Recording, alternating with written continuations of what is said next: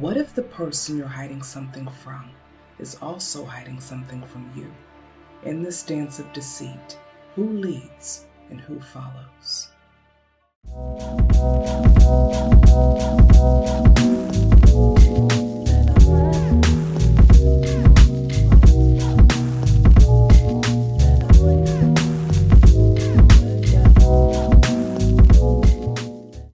Last night, I called my wife and told her I'd be working late. I work in a warehouse, so she knows how it is. She was cool with it. I really went out at this nice restaurant treating my coworker, yes, we're dating, to some dinner, just a casual night. But man, I almost choked on my steak when I looked up and saw my wife sitting across the room with another dude, laughing all cozy and shit. I am so heated, I can't even think straight. How could she do this to me? How could she be cheating on me like that? I know I was out with someone else, but that's different. Sir, we'll get back to that. Should I confront her?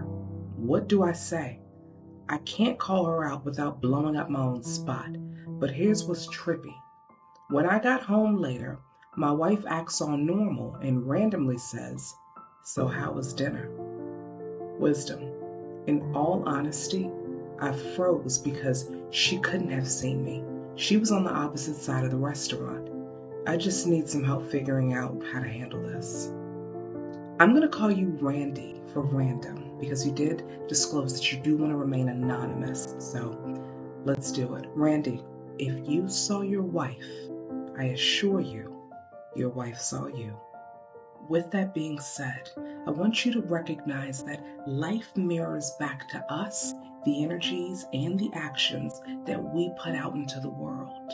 It's like a boomerang, right? You throw it out and eventually it comes back to you.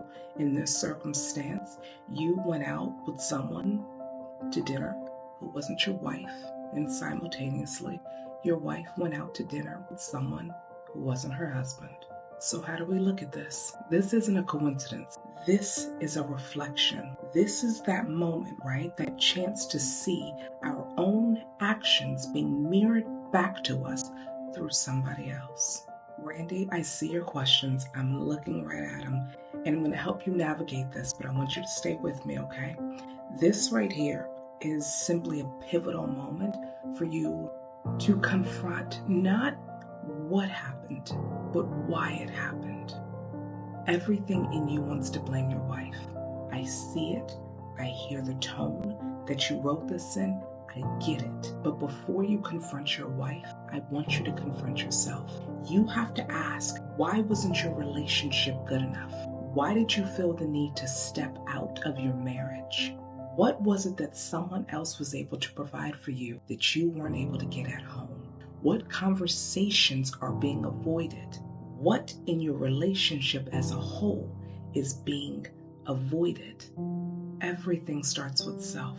And the minute that you're able to answer at least 2 or 3 of these questions, perhaps you will then begin to understand that your wife was probably feeling the exact same way.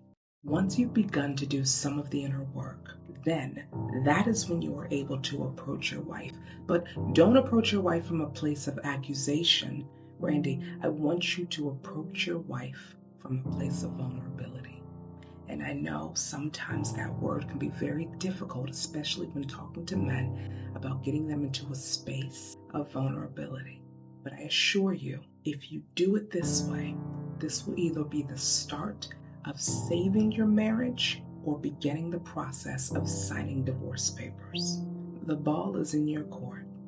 Ladies and gents, what advice do you have for Randy? Let's see it in the comments down below. And if you have a question of your own, head over to the link, select Ask Wisdom, and ask away.